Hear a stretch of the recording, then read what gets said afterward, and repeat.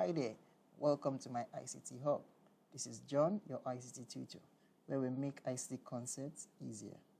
Today we are looking at spreadsheets. We'll be using the IGCSE ICT 0417 paper, that's February-March 2024, paper 3-1, where the examination covers both spreadsheets and web authoring. I have treated web authoring on another video. You can catch up with that to see if you have to learn what I did about web authoring. But here we are going to be looking at spreadsheets, that is using Microsoft Excel to answer some questions as we learn the principles of using the spreadsheet. All right, if you're ready, I'm ready. Let's dive in. Okay, it's the IGCSE February-March paper, March 2024. Like I said, paper 3-1, where we have spreadsheets and web authoring. Today we are looking at the spreadsheet, so let's just quickly go down to where the question is. Okay, here we are. Let's take the question. We're going to create a spreadsheet to calculate the cost of the Serengeti balloon safaris of collecting guests from their lodge or camp and taking them to the place where the balloon will launch.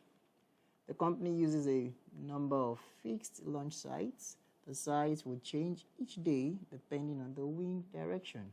All currency values must be in Tanzanian shillings with 2 decimal places and symbol of TZS. Okay, for example, 12.5 TZS for 12.5 Tanzanian shillings. Okay, so possibly that means that particular unit should be located in the spreadsheet, that is in the Excel program we will be using. Okay, before IGCSE will actually give you a particular unit and be specific on it, one thing you can be sure of is that they expect, or they would have also tried it out and possibly have found that currency in the spreadsheet, that's in the Microsoft Excel spreadsheet, which you will be using, application you will be using. IGCSE is not an exam that expects you to be extreme professionals, but the basic ideas of how to use this thing is an exam that prepares you for the world of works, so it fits perfectly for high school students and even for workers.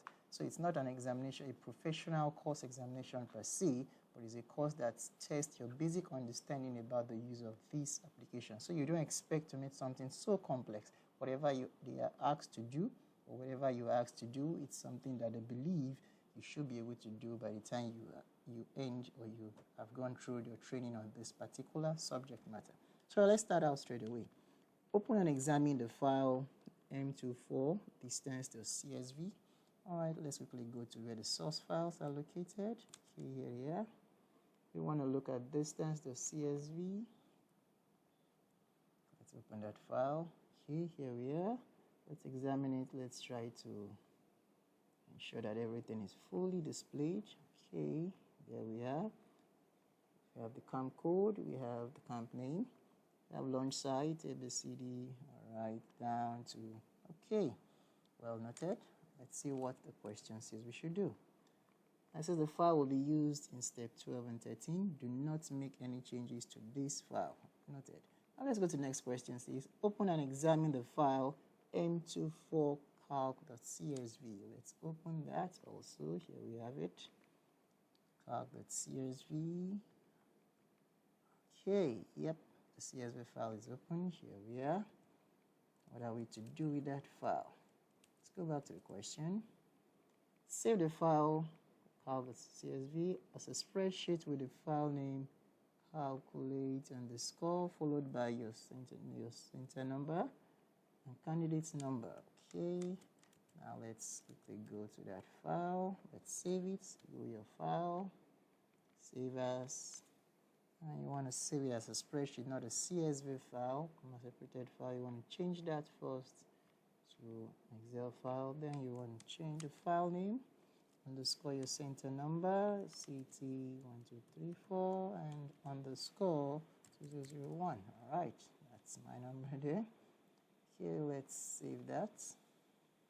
Okay, that is saved. Let's go back to the question.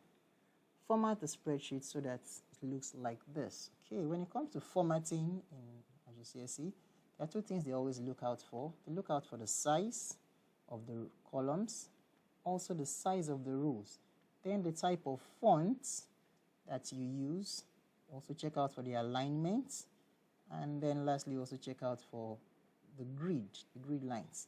Now take a look at this. We can see that the column A is quite wider than B and C. That's one. Then along the rows, none of the rows is half, because in some past questions you see some of those rows will be half the size, so that's another thing you take note of. Then you come into the font itself. If you look at the fonts here, we have the fonts used are sans serif, not a serif font. None of them have edges, so it's a sans serif font that is being used. Then also, if you take note, we have a color here. They might give us details about that. Then in the grid lines, before we get to the grid lines, the alignment, this is center aligned. Here we have everything aligned to the right. Here this is center aligned, and here aligned to the left. Then for the grid lines, you notice that we have like blank spaces here. So we want to make sure that our formatting matches this. But let's get an instruction that we need to know before we format. It says make sure cells A1 to C1, that's on this row, A1 to C1, are merged and have an 18-point black font on a light blue background. I think that's all the information they are giving us. So let's work with what we can see and with that information we've been given. All right, let's go down there to format. First, I want to highlight these 3 rows and double click in between. Okay, now you can see that as enlarged. Let's highlight these 3 together and try to merge it. So we go with the merge and center. So the font size there is 18 points. Now it has a blue background, a light blue. I want to go with that light blue. And if you take a look at that size, this was quite wide. Yes, something like that. Remember the alignment. All of this were aligned to the right. Here we have alignments in the middle. That should go to the end, sorry. Alignments to the middle. And while at this part, we have it aligned to the left, which is already aligned there. Then we now take note of the grid lines. Okay, first let's start with this part where we have just plain colors. What has been done here is that it has been given a fill color of white. So let's take note here. We have from C2 down to C6. Sorry, C2 down to C6 has a fill color of white. Make that white. Then we also have this row here, fill color of white. Can you see it's actually giving out that? Now we have in row 5 and also in row 9. So we go down to row 5 with fill color of white, and in row 9 so the fill color of white. Good. Then we come down here in the cells C9 and C10. We also have white. C9 and C10, we have it white. Okay, now once we've done that, now let's go to give the grid lines for the ones that have all borders here. We have 2 and 3. Okay, so we highlight this, we give it all borders. Take note that this guy has changed his alignment, so I want to return it back to the center alignment. Good. Now here we have from 6 down to 8. So we have from 6, 7, 8. All borders, then just these 2, all borders for the grid lines there. Then for the last, that's row 10, we have it up to this point here, so we have all borders. And that's for the internal grid lines. Then if you take notes, it has an external grid line that fills all. So I want to highlight everything together and give it an outside border. Okay, now that looks more like what we are seeing. Okay. Take a look at this, just below A. So let's make this a little bit wider. Okay, something like that. All right, good. Good enough. Looks just like it's close to it. All right, now once that is done, let's save it and ensure. Okay, so we're done on that. Let's move on. It says enter your name, center number, and candidate number right aligned in the header. Okay, for that you want to use your insert. Go through your insert and possibly locate your header. That should be under the text here, and you can add your header and footer. Another way to go about it is to go through the view and just change to your page layout view, and with that you can see your headers and your footers easily. Okay, so once we go to it says align to the right. So I have my name again. Let's have John, center number, city 123. And 001 for my candidate number. Okay, once that is done, is that all? Now we start the formula. So let's go back, change our view back to the normal view. Okay, we are back here. Now the first thing to do, as question 12 says, place a formula in cell B6. Let's go to B6. We have B and we have column 6, row 6 there. B6 to look up the name of the lodge of the car or camp using the camp code, and then the external file is distance 40. Alright, so what do we do here? Alright, to get that done, we want to first let me try and explain what we mean by lookup. Now, lookup is one of the functions, a very powerful function in Excel that basically is used to search for a particular content using a reference to another document where you can get the information. A good example or a good way to explain that is if you want to search for a word in a dictionary. Now, if you pick a word like, say, you pick a word like cup. Now, that cup is going to be like a lookup value. Is you want to find out what's the meaning of cup, possibly, or a synonym of cup. Now, you want to find a synonym of a house, for example. Let's pick house. Now, house is the word in which you are using to go to the dictionary to look for the synonym, isn't it? So that house is more like a lookup value, which we are going to see now. Now, the document or the file, the array, is the dictionary. And the dictionary is like the big book that has all the words, has their synonyms, have the antonyms, and then the meaning. Now, it has just more than synonyms. Not only synonyms, it has the synonyms, it has the antonyms, and it has the meanings of the word and even the word itself. But now, the reference from which we will find house is we have to look for house first in the dictionary. Now, that line where you are looking for house is where the lookup value is located. It's usually the first column in our document. Now, the synonym now you want to return for the house is after you locate house, then from house you trace the synonym of a house, which might be possibly a building or something, and you now return back the answer synonym for house as building. In that same scenario is how a lookup works. Now let's quickly go down into it and I'll try and use that to explain. And it says we should use the lookup value of the launch site, sorry, not the launch site, the camp code is our lookup value. So we are going with 17, this particular number, as the house, like I explained in the dictionary. And you are going to the external file, which is this file. Here we have information about the numbers, that's the camp code, and then more information about that camp code, just like the way we look for the synonym for house. So first you must locate house in the dictionary before you can now get the synonym of the house to return as your answer. So the same way what the lookup is going to look for is going to come with that lookup value, which is 17.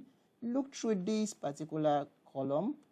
When it locates 17, then it now looks to what it wants to find, which is the camp name, and returns this. Now, there are two types of lookup that we use in spreadsheets. We have the VLOOKUP and we have the HLOOKUP. How do you know which one to use? The VLOOKUP is the vertical lookup, while the HLOOKUP is the horizontal lookup. Now, knowing which one to use is dependent on the lookup value, the row or the selection where you look up for your lookup value. And when I'm coming with 17 from that file to this file, if you look here, I'm searching for, like I'm searching for the house, I'm searching for the numbers how? Vertically. In this situation, because I'm searching vertically to locate house, this is a VLOOKUP. Now, on the contrary, if you look at this alphabet here, if I was to look for an alphabet, maybe I'm coming with an alphabet code, like a launch site, I'm going to be looking through this alphabet horizontally before I now look down to locate something that has to do with reference to this alphabet. In this situation, because you are checking through horizontally, this is a HLOOKUP, but for this that is vertical, this is a VLOOKUP. Okay, so having said that, let's quickly go back. How do we get? Now we are coming to B6. We want to go to our formulas, and let's locate lookup. Let me just type to search the lookup. Okay, once I do that, and it gives us the options of the different types of lookup. I told you we are using a VLOOKUP there, so we want to click on VLOOKUP. The lookup value now, that's the word which you know that you want to use to go and search for another reference from that word, and that is the camp code, like the question says. So I click on this cell for the camp code. Now the lookup array, the lookup array is what document where do you want to search for to be able to return this camp name, and that is, you can move easily to the other file.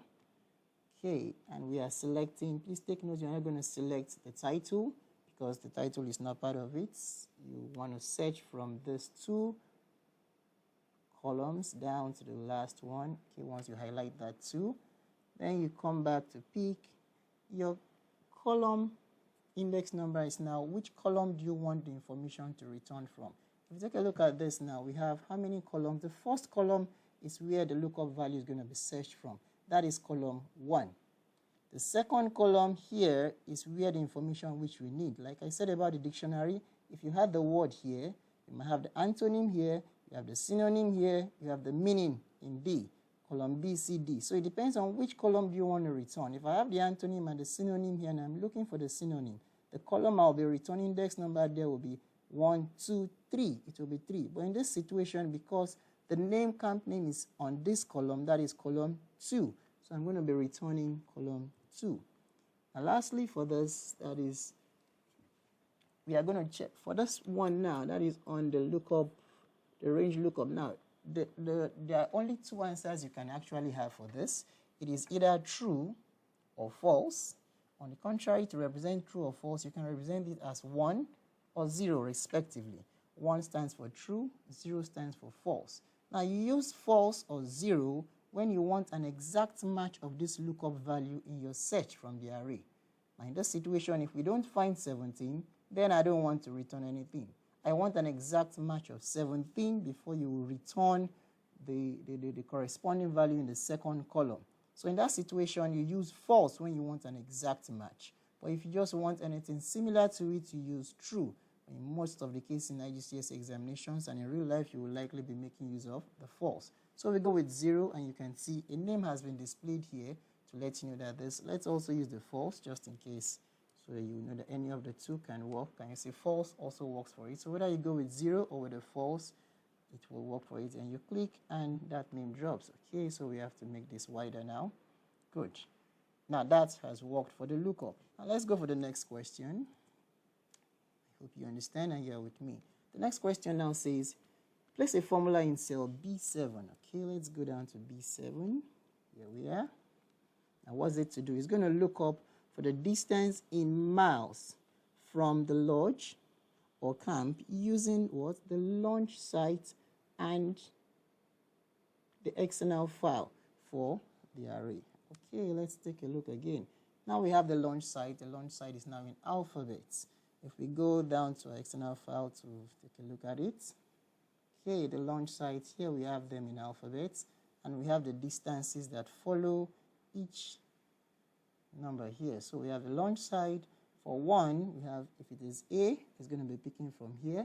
If it is B, it's going to be picking from this particular row. So now let's go back. Let's start it. So like I said, because our lookup value is going to be looking through these alphabets in a horizontal manner.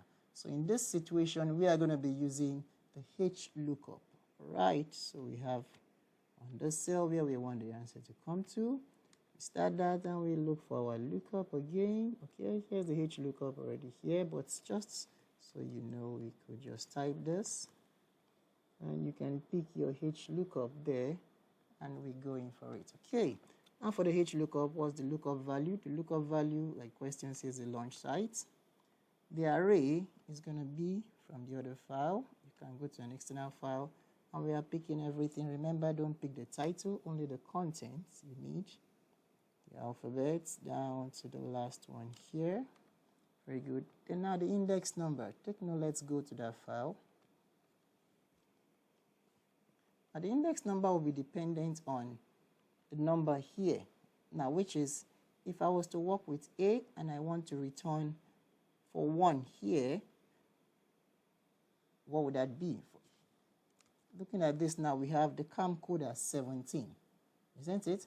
But if I even wanted to return, let me use this. If I want to return 1, remember it's going to be counting by the rows. This row is row 1, here is row 2, and here is row 3.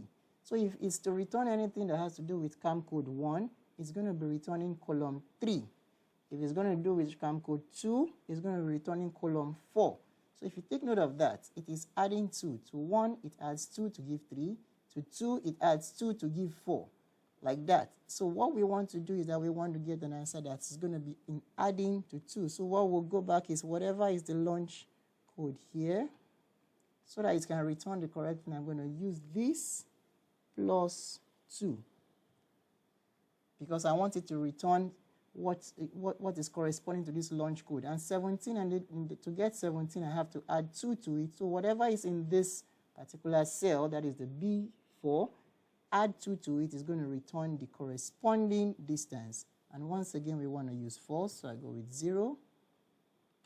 I hope you are with me. If you need more clarification, you can watch this video over and over again.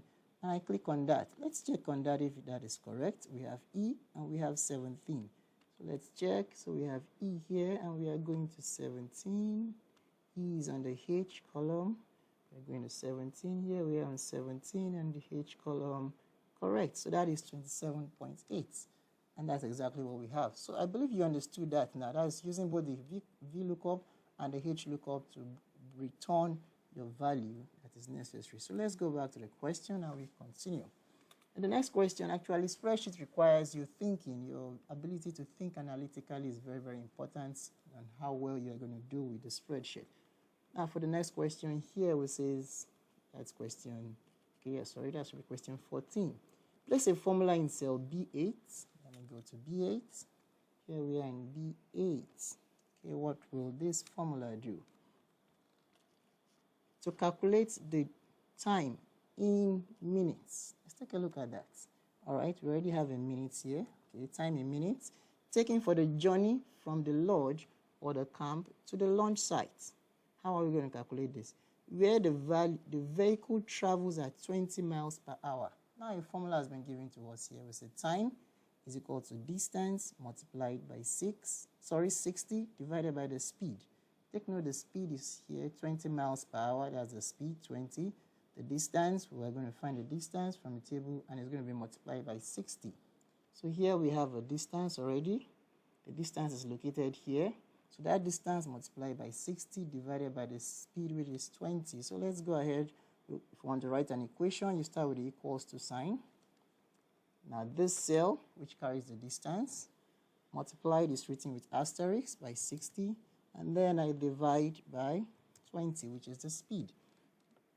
Now, because asterisk and slash are at the same level of operation, because if for those of you who don't know, the order of operation in spreadsheet is PEMDAS. It's written as PEMDAS, P for parentheses, E for exponentiation, M for multiplication, D for division, A for addition, and S for subtraction. PEMDAS. Maybe let me just write that out so you can see what I'm talking about. We have PEMDAS. Now that's P there means parentheses, E means exponentiation, M means multiplication, D is division, A is addition, and S is subtraction. Now M and D are assumed to be at the same level, so when the operation is going on for this, whichever one it meets, the compiler meets first from the left is going to be carried out, except if it is separated using the parentheses, that's the brackets. The same also goes with A and S are at the same level, but addition and subtraction. So in an operation where you have multiplication and addition, multiplication will be executed first before you go to addition, except you separate it using the brackets. Okay, so let's go back there, and that's how this expression is written. That's why we don't need a bracket, because we know the multiplication will take place first before the division. And that gives us that answer. Let's take a look at this. Okay. Now we go to the next question. Haven't done that. Let's go to the next question.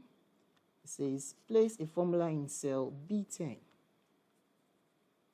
Sorry, because I just want to be sure. We have, okay. Place a formula in cell B10 to calculate the cost for the journey. This formula in cell B10 to calculate the cost for journey. Now, how are we going to calculate it? Let's check. It says the cost is equal to the driving time rounded to the nearest hour multiplied by 2,200 shillings, that is, plus the distance in miles multiplied by 800 shillings. Now, take note of this word, rounded. IGCSE is usually very nice at being very direct, sometimes with their questions. When they need you to round up, you will hear the word round up, or if it is round down. But when you hear the word rounded to the nearest hour, the round function actually is a function that is more sensitive than the round up or the round down. The round up rounds numbers up irrespective of whether it is less than or greater than 5 to 1 to the next digit, whereas the round down takes it down to 0. But the round is sensitive in the sense that it knows whether it is going up or down based on the value on the decimal point where, or the whole number where you are rounding it to. But in this situation, because we are rounding to the nearest hour, that means we want to round with 0. Now let's take a look at that function. So we are doing two things. First, the driving time rounded to the nearest hour. So let's go to the driving time. Now we have the driving time has been calculated here. Now multiplied by this. So let's go to the driving time. So first I want to start with my equals to. I'll be writing the round expression, the driving time here, rounded up to the nearest hour. Okay, now that's that function. Now we are multiplying it by 2,200. That's asterisk 2,200. Then followed by the addition sign. The addition sign, I think that should be added by the distance in miles multiplied by 8,800. So the distance is this cell, whatever is calculated there, multiplied by 8,800. Is that so? Sorry, not 8,000, that's just 800.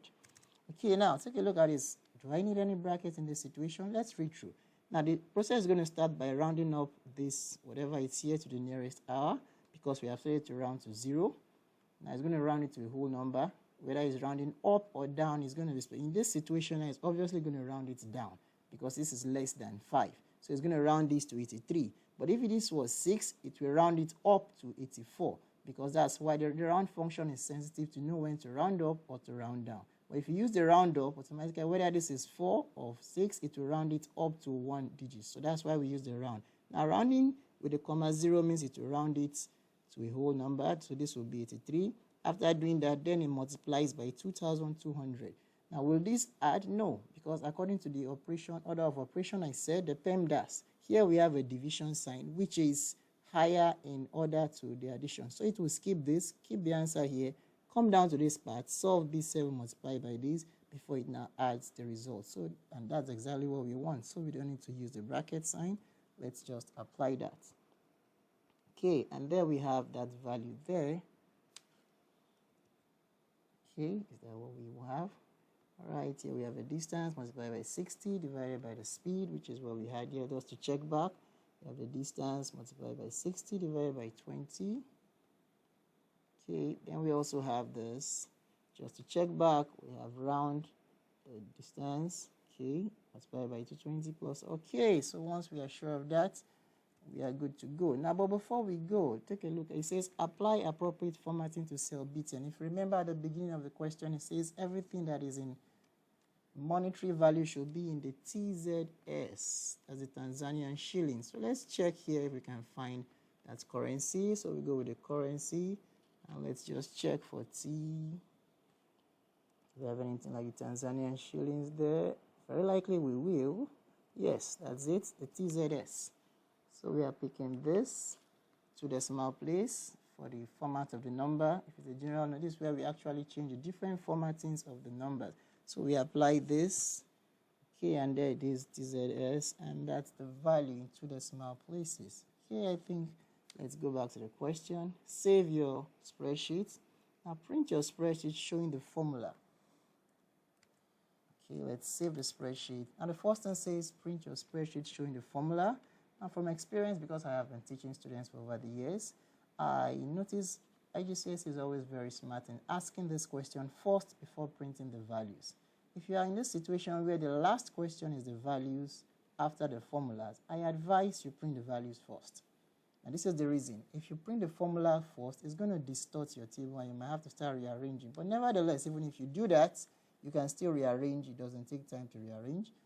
So if I was to do this, I'm going to look at this question here and say print the spreadsheet showing the values.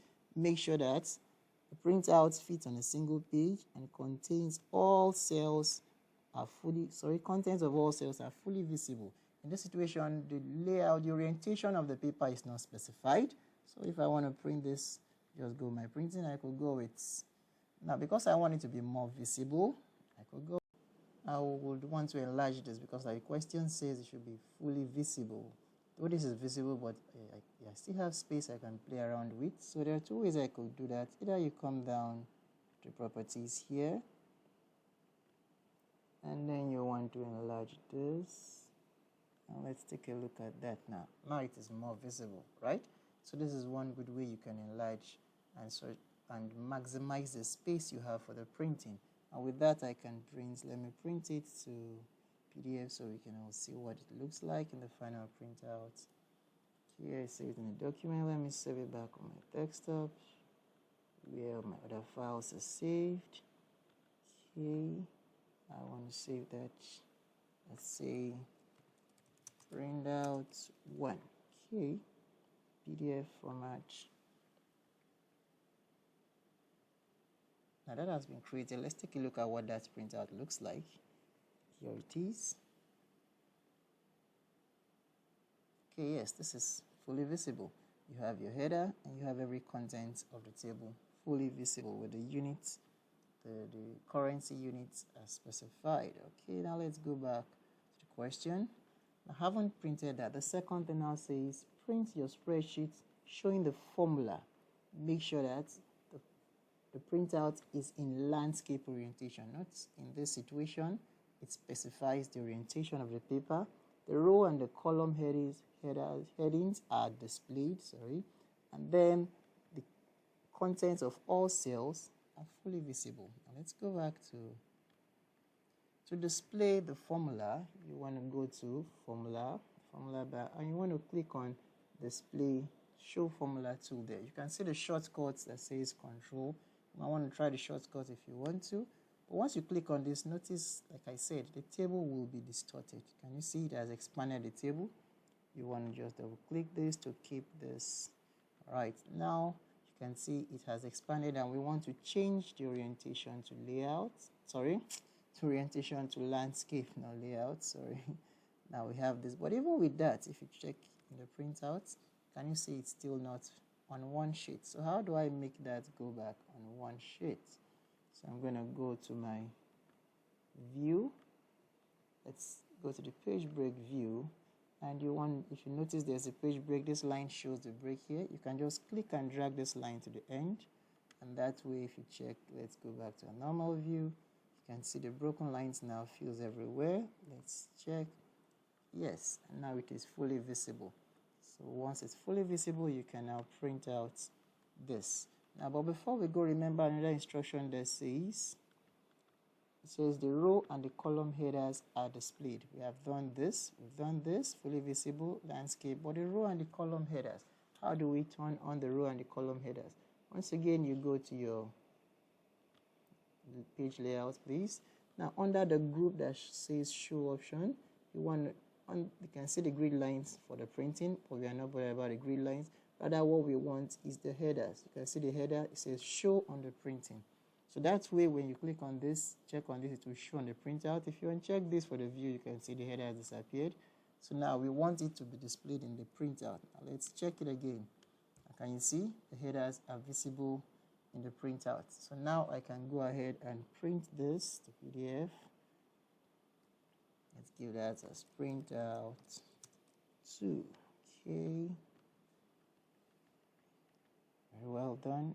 Now let's check our printout 2. Okay. Like something cut off here, so we need to quickly go back and check it now on 2 pages. Even though it's on 2 pages, it's still visible. You can submit, but I sometimes advise if you could compress it on 1 page. But even if it doesn't stay on 1 page, it's still visible and you will still be graded perfectly to ensure that. Because if you notice, the question did not say anything about staying on a single page. Unlike this one that says printout fits on a single page, you don't have any instruction here that says it should fit on a single page. So if you are not instructed to fit on a single page, you can go ahead and submit in 2 pages. It will still be graded and you'll be given your full marks for that. Well, let's go back to the Excel and let's take a look at what I said earlier on. Now, if I want to return this, if I did this before printing the values, now let me turn off the formula. So we go off, turn this off. And do you notice that it has destructed the table? And this is the reason why I say I always advise students or advise my students to print out the values first before printing out the formulas. But nevertheless, like I said, it's easy. You can easily just readjust this. It's not so much, doesn't take so much of your time. and we are back there. But imagine if you had a longer table in some years where things are actually more complex than this, but nevertheless we are done, and then you can print this. So whichever way works for you. Remember, in this channel we find ways to make ICT concepts easier. So whichever way works easier for you, you can utilize it and make sure you do well in your examinations. Also, for those of us who want to apply it in our general business and our work, that's how to go about it. And if you have any questions or any of your comments, you can leave it in the description below. I'm going to drop the link to the question and the source files where you can get the source file and the question. You can also practice what I've done. Remember, like I always say, for the examination, it's nothing as good as you practicing. The more you practice, the more you get closer to perfection, the more you get better at doing it. So please ensure you practice all what you have watched, and I wish you the very best in your examinations. And I think that's the end of the question. Yes, at that point, we come to the end of the question. So if you like what you have watched, please do subscribe to this channel. Hit the like button and then turn on the bell so that whenever I drop anything, you can catch up with the notification to tell you when I drop another videos. On that note, see you next time in my next video.